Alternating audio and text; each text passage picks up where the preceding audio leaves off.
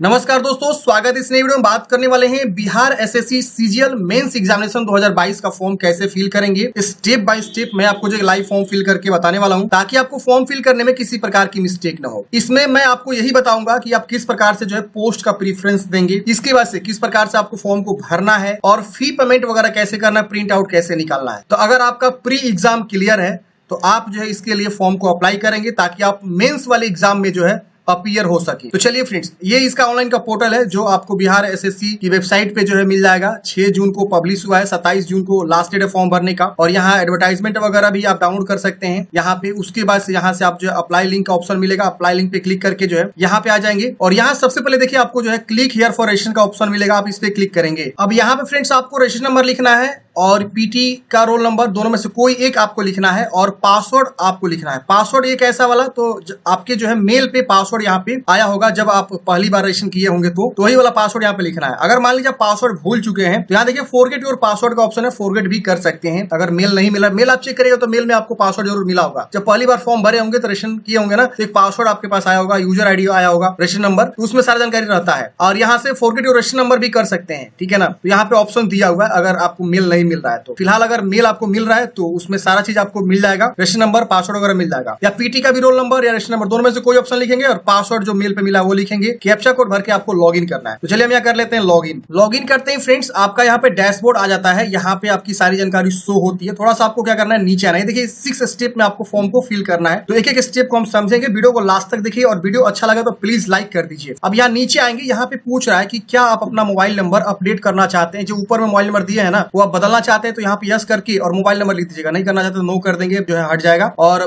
Email भी update करना चाहते हैं तो यस करके और ईमेल आईडी लिख सकते हैं। नहीं करना चाहते हैं तो लगता है कि यही सेम हमको रखना है तो ये आप नो कर दीजिएगा, हट जाएगा। आपका एड्रेस यहाँ शो होगा। इसके बाद यहाँ पे आपको सबमिट करना है। ये पूछ रहा है श्योर, ओके। ओके करते ही आपका पहला स्टेज देखिए ग्रीन हो चुका है, यानी पहला स्टेज आपका कंप्लीट हो चुका है। नीचे आएंगे, यहाँ पे प्रोसेस फॉर पेमेंट, दूसरे स्टेज में ही आपको पेमेंट लगेगा, आप प्रोसेस करेंगे। यहाँ पे आपको देखिए आईसीआईसी और एसबीआई दो ऑप्शन मिलेंगे, दोनों में से कोई भी ऑप्शन को आप जो है टिक करेंगे। ये दोनों पेमेंट गेटवे है आपको, ये नहीं कि आईसीआईसी तो ही आईसीआईसी करेंगे, एसबीआई तो ही एसबीआई करेंगे। दोनों में से कोई भी गेटवे को आप चूज करेंगे, जैसे मैं एसबीआई चूज कर लेता हूँ और प्रोसेस ऑनलाइन पेमेंट पे क्लिक करूंगा, ओके करूंगा। आपका यहाँ पे अमाउंट भी शो होगा, कितना रुपया आपको परीक्षा शुल्क देना है मेंस के लिए। अब आपको ओके करना है। ओके करते ही ये आपको रिडायरेक्ट कर देगा पेमेंट गेटवे पे। अब आपको यहाँ पे क्या करना है, पेमेंट को जमा करना है। अब यहाँ पे देखिए आपका जो है कई सारे ऑप्शन मिलते हैं। यहाँ पे डेबिट या क्रेडिट कार्ड का ऑप्शन है, किसी भी बैंक का आप यहाँ पे कार्ड यूज कर सकते हैं। नेट बैंकिंग का भी ऑप्शन है। यहाँ देखिए अदर जो है बैंक का भी यहाँ पे ऑप्शन आ रहा है, नेट बैंकिंग। या यहाँ पे यूपीआई का भी ऑप्शन है, सबसे बेस्ट है यूपीआई से भी आप कर सकते हैं। तो यहाँ पे आप जो है इंटर यूपीआई आईडी या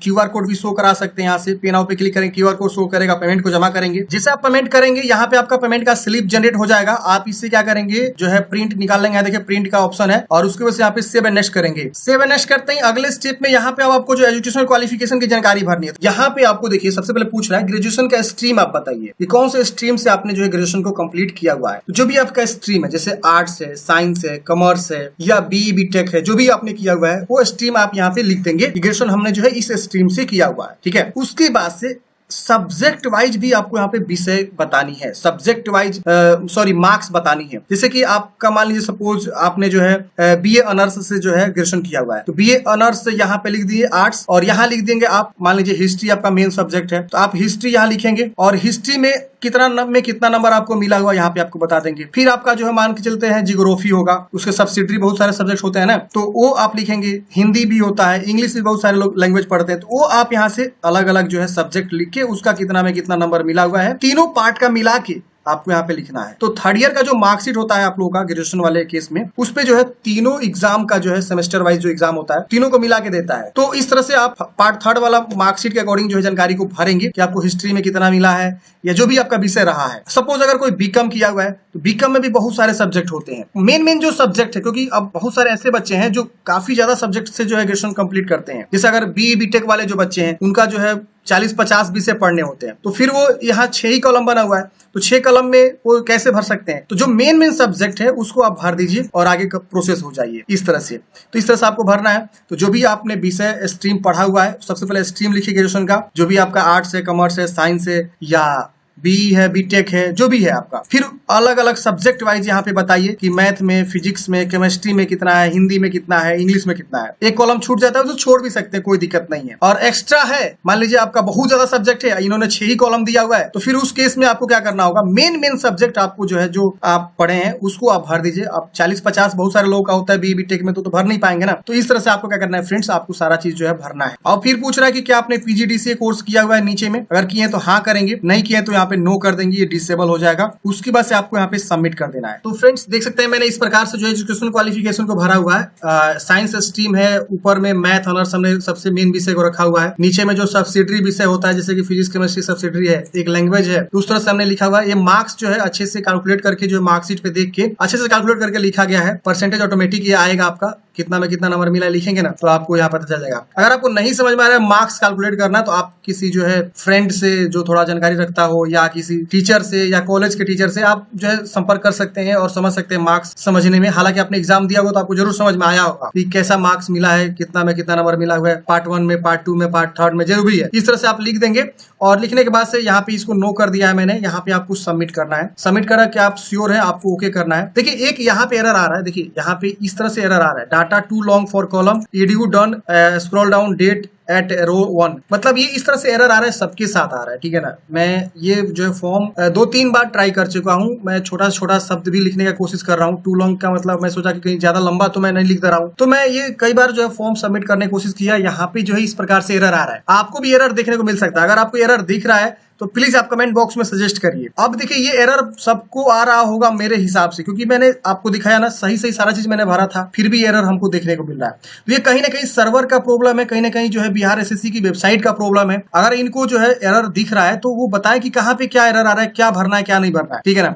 लेकिन ये सीधे यही वाला एरर आ रहा है। तो इस केस में आपको क्या करना है फ्रेंड्स, अभी आपको 2-4 दिन वेट करना है। वेट इसलिए करना है कि ये एरर आप इनको भी मेल करिए, इनके जो वेबसाइट है, इनके जो हेल्प डेस्क है, उनपे जो है आप लोग मेल करिए, ताकि इनको भी अवेयर हो कि इस प्रकार से एरर आ रहा है सब। अब बहुत जल्दी ये लोग अपडेट करेंगे, कहीं ना कहीं एडवर्टाइजमेंट आएगा या कहीं ना कहीं जो है ठीक हो जाएगा। तो आपको करना क्या है, यहीं तक जो है आप फॉर्म को छोड़ दीजिए फिलहाल। पेमेंट तो आपने कर दिया ना, एजुकेशन क्वालिफिकेशन में दिक्कत आ रहा है, फिर पोस्ट प्रेफरेंस में क्या पता, जब तक ये आगे नहीं बढ़ेगा, पोस्ट प्रेफरेंस में जाएंगे नहीं, अपलोड सिग्नेचर करेंगे नहीं, फिर प्रिंट होगा नहीं, तो आप जो है दूसरे स्टेप तक ही छोड़ दीजिए। तीसरा स्टेप तो आगे कंटिन्यू हो नहीं रहा है, तो इस केस में आपको थोड़ी देर वेट करना है जब तक ये सही ना हो जाए। सही होगा उसके बाद जो है अगेन आप लॉगिन करेंगे उसी तरह से, यहाँ से लॉगिन कर सकते हैं, लॉगिन पे क्लिक करके अगेन जो वहां से कंटिन्यू कर सकते हैं। अभी 2-3 दिन वेट करिए, लॉगिन करके चेक करते रहिएगा, भर के देखिएगा कि क्या सही हो रहा है, कंटिन्यू हो रहा है कि नहीं हो रहा है। तो यही स्टेप था फ्रेंड्स फॉर्म भरने का। बाकी आप जब फॉर्म भरेंगे तो पोस्ट प्रेफरेंस में आपको जो है यहाँ नीचे आना है। देखिए यहाँ पे जो नोटिफिकेशन इन्होंने जारी हुआ है मेंस वाला, या नीचे में इन्होंने दिया हुआ है कि मतलब जो है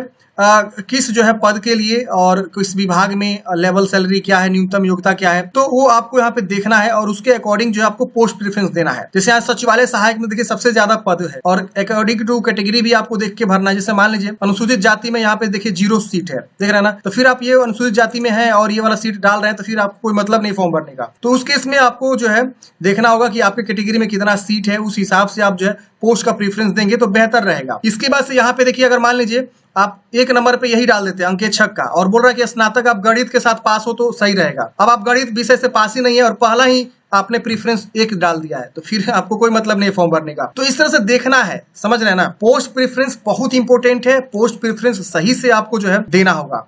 अब मान लीजिए उद्योग विभाग में जो है ये वैकेंसी है उद्योग विस्तार पदाधिकारी का। अब इसमें बोला गया 45% अंक के साथ वाणिज्य, अर्थशास्त्र, गणित या सांख्यिकी में स्नातक किए हैं तो आप ये वाला पोस्ट प्रेफरेंस भरेंगे। अब आप ये वाला विषय पढ़े ही नहीं है, आपने आर्ट्स किया हुआ है, तो फिर ये पोस्ट प्रेफरेंस देने से कोई फायदा है? आप खुद सोचिए। तो ये मैंने आपको जो है अवेयर किया है इस चीजों से, ताकि आप जो है देखें और सही से पोस्ट प्रेफरेंस को दें। अगर आप सही से पोस्ट प्रेफरेंस नहीं देंगे तो फिर आपका जो है सिलेक्शन नहीं हो पाएगा, ठीक है ना। आप एग्जाम देंगे, आप परीक्षा अच्छा भी जाएगा, फिर आपका सिलेक्शन से वंचित रह जाएंगे। तो ये चीजें आपको जरूर जो है यहाँ पे देखना होगा। और ये जो एरर आ रहा है इसको आपको थोड़ा देर वेट करना है जब तक ये सुधर ना जाए। और बिहार एसएससी को आप ट्विटर करिए या हो सके तो मेल करिए, इनको अवेयर दिलाइए कि इस तरह के एरर आ रहा है। एरर का स्क्रीनशॉट लीजिए और उसको इनको मेल करिए। उम्मीद करता हूँ आपको जानकारी समझ में आ गया होगा। आपके मन में कोई भी डाउट्स है, कमेंट है, आप कमेंट बॉक्स में पूछिएगा। अगर अपडेट आएगा तो मैं टेलीग्राम पे आप लोग को अपडेट दे दूंगा कि फॉर्म जो है सही से चल रहा है। तो टेलीग्राम से आप जुड़ जाइए। ज्यादा अपडेट के लिए आप जो है dshelpingforever.com की वेबसाइट को विजिट कर सकते हैं। इसका भी लिंक मैं आपको डिस्क्रिप्शन बॉक्स में दूंगा। यहाँ पे सरकारी जॉब, सरकारी रिजल्ट या